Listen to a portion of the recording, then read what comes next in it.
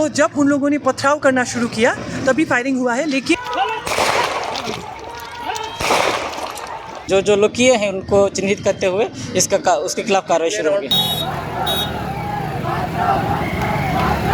उससे अपील करना चाहते हैं कि थोड़ा आप धैर्य रखें, जांच हो रही है। नमस्कार, मैं संतोष सिंह और हम बात जंतर मंतर के उस आंदोलन का बिहार पर हुए इम्पैक्ट की करने जा रहे हैं। जी हाँ, मैं शुरुआती दिनों से ही कह रहा था, इस आंदोलन के शुरुआती दिनों से ही, कि जंतर मंतर की चिंगारी अगर बिहार पहुंच गई तो फिर खेला हो बे। दिखा दिया 48 घंटे के अंदर में कि बिहार अगर सड़क पर उतर आए तो कितना मुश्किल है उसको संभालना। पूरा देश देख रहा है कि पुलिस के वाटर कैनन और आंसू गैस के गोले और फिर ब्रैकेटिंग को किस तरीके से बिहार के छात्र ले रहे हैं। कल तक बिहार की सरकार फायर मूड में था, निपटा देना है।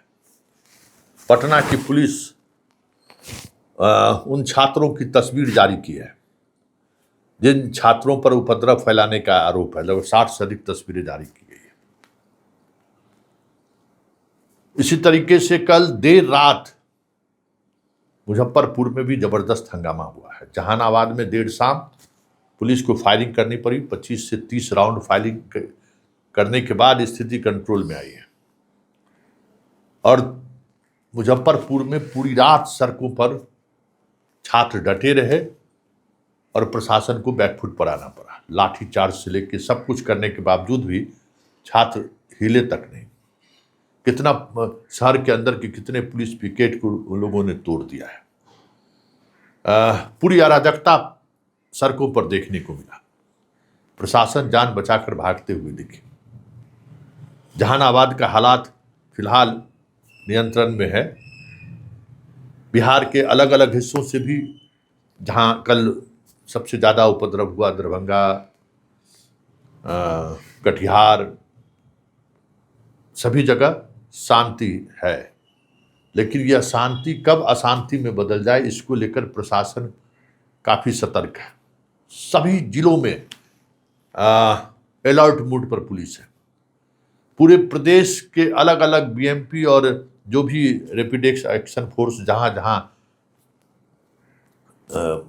बैरक में था, सारे को सड़क पर उतार दिया गया है। सभी छुट्टियां रद्द हैं। लेकिन प्रशासन को यह समझ में आ चुका है कि बिहार के छात्र अगर आक्रोशित हुए और जिस तरीके से आंदोलन पटना से शुरू हुआ और धीरे धीरे छोटे शहर की तरफ बढ़ रहा है, तो बहुत मुश्किल होगा नियंत्रित करना। ऐसे में सरकार के मंत्री श्रवण कुमार, जो कल तक बड़ी तैश में नजर आ रहे थे, आज बातचीत करने को कह रहे हैं कि महात्मा गांधी के नक्शे कदम पर आगे बढ़िए। हम लोगों को भी दुख है, हम लोग भी इससे पीड़ा से ग्रसित हैं। प्रश्न पत्र लीक का मामला हो, परीक्षा में चोरी का मसला हो, हम लोग खुद इसको लेकर परेशान हैं। छात्रों को न्याय मिलना चाहिए। जो कल तक कह रहे थे कि ये सारे उपद्रवी को हम एक एक को जेल भेजेंगे, आज वो कह रहे हैं कि नहीं, हम बातचीत करना चाहिए, प्रशासन को सहयोगात्मक रवैया अपनाना चाहिए। हम सब लोग हमारे अपने बच्चे हैं। तो मुजफ्फरपुर में क्या हुआ, जहानाबाद में क्या हुआ और उसके बाद सरकार क्या कह रही है, ज़रा सुनिए, क्योंकि ये सुनना ज़रूरी है कि किस तरीके से सरकार अब बिहार, खास करके बिहार के आंदोलन को लेकर असहज है। स्थिति सामान्य है और जो ये काम किया है, जो बैनर से आए हैं या ग्रुप से आए हैं, जो भी होंगे उनके खिलाफ कार्रवाई होगा। अभी हम इसी काम में लगे हुए हैं और अभी उसका जायज़ा लिया जा रहा है। जिनको जख्मी हो गए उन लोगों को इलाज दिया जा रहा है और स्थिति सामान्य है। अभी हम काम अधिकारी लोग भी घायल हुए हैं। यस, इसमें नगर थाना प्रभारी और 3-4 लोगों को और चोट लगा है। ये पत्थरबाजी हुआ है जहाँ ये काकोमोड़ पर रेलवे स्टेशन है। रेलवे स्टेशन पट्टी से पत्थर वगैरह उठा के लोग इस बच्चों के द्वारा ये पथराव किया गया है। तो इसी में ही कई लोगों को चोट लगा है, उसका इलाज चल रहा है और अभी जो लोग किए हैं उनको चिन्हित करते हुए उसके खिलाफ कार्रवाई शुरू होगी। फायरिंग हुई है लगभग इसमें 20-30 राउंड्स फायरिंग करना पड़ा क्राउड को देखते हुए, क्योंकि बल इस फ्रंट पे कम हो गया था तो भीड़ बहुत ज़्यादा उग्र रूप में आए थे। तो इसको देखते हुए प्रोपोर्शनेट फायरिंग की गई है और अब स्थिति सामान्य है। अभी कार्रवाई चल रही है। डीएम आवास पर भी पत्थरबाजी की गई। जी, जहाँ ये पटरी है, पटरी के सामने डीएम का आवास है। तो आवास पे भी पत्थर गिर गया था तो साइन बोर्ड वगैरह टूट गया था। तो ये पूरा पब्लिक प्रॉपर्टी जितने लोग डैमेज किए हैं उन लोगों के खिलाफ कार्रवाई तय है। गिरफ्तारियां भी है सर। अभी हो रहा है। फिलहाल क्या स्थिति है सर? अभी स्थिति सामान्य है, कंट्रोल में है। पुलिस वाले भी लोगों को कार्रवाई की जाएगी सर? जी, जरूर कार्रवाई होगी। पुलिस वाले भी जख्मी हुए और छात्र लोग का कुछ गिरफ्तारियां हैं, कुछ पुलिस भी इंजर्ड हुए हैं। अभी स्थिति कंट्रोल में आ गया है, बट हालांकि उन लोगों ने यहाँ पर गेट में कुछ चीज़ें तोड़ दिया है। ये रेलवे ट्रैक में जो स्टोन था उसे पेल्ट करके वो तोड़ दिया गया है। तो ये चीज़ एकदम कानून के खिलाफ़ है, नियम के खिलाफ़ है। पीसफुल प्रदर्शन से हम लोग को कोई दिक्कत नहीं है, लेकिन ये सब चीज़ करना गलत है। तो एडमिनिस्ट्रेशन प्रशासन इसको लेके एकदम सख्त है, गिरफ्तारी होगी। सीसीटीवी था, किया गया। हाँ बिल्कुल। सो यहाँ पर ड्रोन कैमरा चल रहा था, सीसीटीवी का कुछ फुटेज है, तो उसको लेके गिरफ्तारी ज़रूर होगी। ये एडमिनिस्ट्रेशन एकदम सख्त है, वायलेंस को किसी भी फॉर्म में टॉलरेट किया नहीं जाएगा। मैम, पुलिस ने जवाबी फायरिंग भी की है नियंत्रित करने के लिए, पुलिस को से फायरिंग भी की गई है। हाँ, पुलिस ने, जब मैं ऑन द स्पॉट उस समय फायरिंग जब हुआ था नहीं थी, लेकिन मेरा एसडीएम था यहाँ पर, तो जब उन लोगों ने पथराव करना शुरू किया तभी फायरिंग हुआ है, लेकिन थैंकफुली किसी का इंजरी नहीं हुआ है।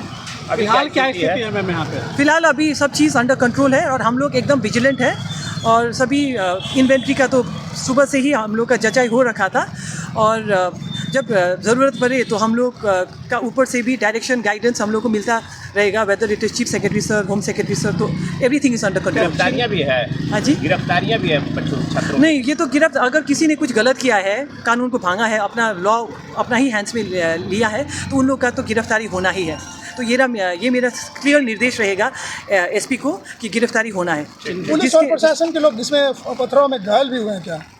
अभी एक शायद अभी नहीं, मैं रिकन्फर्म करके ही ये आपके साथ शेयर करना चाहूँगी। कितने राउंड फायरिंग हुआ था? करीबन 10-15 राउंड तो हुआ था। विद्यार्थियों के प्रति हम लोग का बहुत संवेदना है। विद्यार्थियों पर जो कुछ भी हो रहा है उससे हम सब लोग मर्माहत हैं, लेकिन ये पॉलिटिकल पार्टी के जो नेता लोग हैं ये बैकग्राउंड में रह करके विद्यार्थियों को आगे करके इस तरह का कृत्य कर रहे हैं और प्रदर्शन से, धरना से समस्या का हल नहीं होता है। जब सदन चल रहा हो, लोकसभा भी चल रहा है, विधानसभा भी चल रहा है, और तो किसी भी इशू को विधानसभा में उठाना चाहिए। सरकार सुनने के लिए, उसका जवाब देने के लिए तैयार है और तत्पर है। आप देखिए कि विधायकों पर हमला हो रहा है, तो ये विधायक पर हमला करने वाले विद्यार्थी नहीं है, ये पॉलिटिकल पार्टी के जो नेता हैं, कार्यकर्ता हैं, उनके उस्काने पर इस तरह की घटनाएं हो रही हैं। पत्रकारों पर भी हमले हुए हैं, उनको भी चोटें आई है। तो इस तरह की कृत्य से समाज आगे नहीं बढ़ सकता है, कोई राज्य आगे नहीं बढ़ सकता है।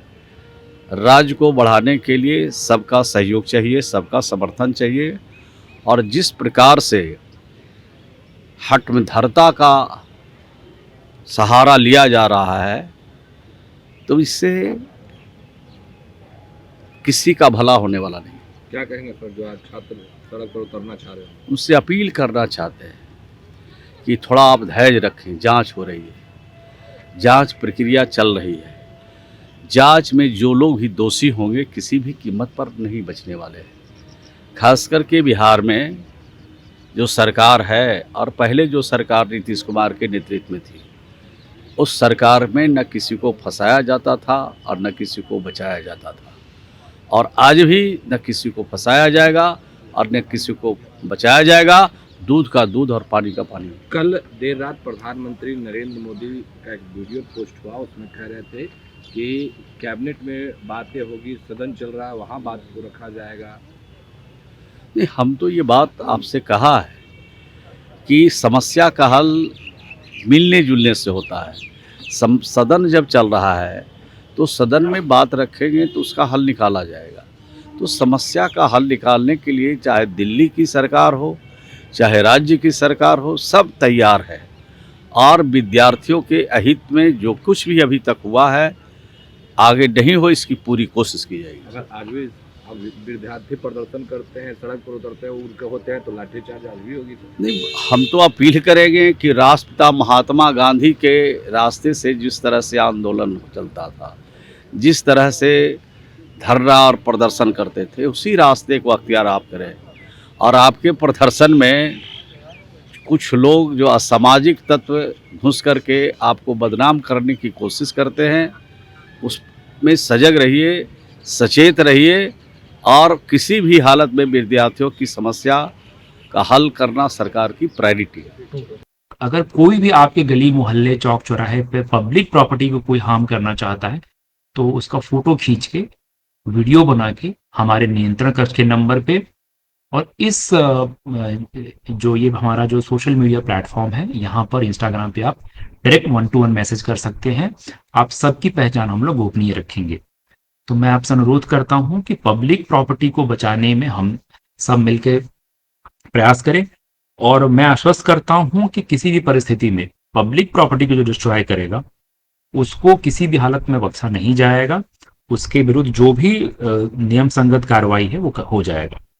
जो भी आप डिमांड रखना चाहते हैं उसके लिए आप जो भी लोकतांत्रिक तरीका है उसको अपनाएं। हिंसा का सहारा अगर कोई ले रहा है तो उसमें जो हमारे पास संवैधानिक जो दायित्व है उसका हम लोग पूरा पालन करेंगे, और हिंसा को किसी भी रूप में बर्दाश्त नहीं किया जाएगा। और इसमें मैं विनम्रता के साथ आप सबकी से मदद मांग रहा हूं कि आप ऐसे लोगों को की पहचान बताने में उनकी फोटो और वीडियो बनाकर आप हमें भेज सकते हैं, और एक एक व्यक्ति को चिन्हित करके हम लोग जो भी विधि सम्मत कार्रवाई है उनको न्यायालय में ले जाया जाएगा, और न्यायालय में उनको जवाब देना पड़ेगा। और आप जानते हैं कि ये जो पूरी प्रक्रिया कितने कठिनाई में सामना करना पड़ सकता है ऐसे विद्यार्थियों को।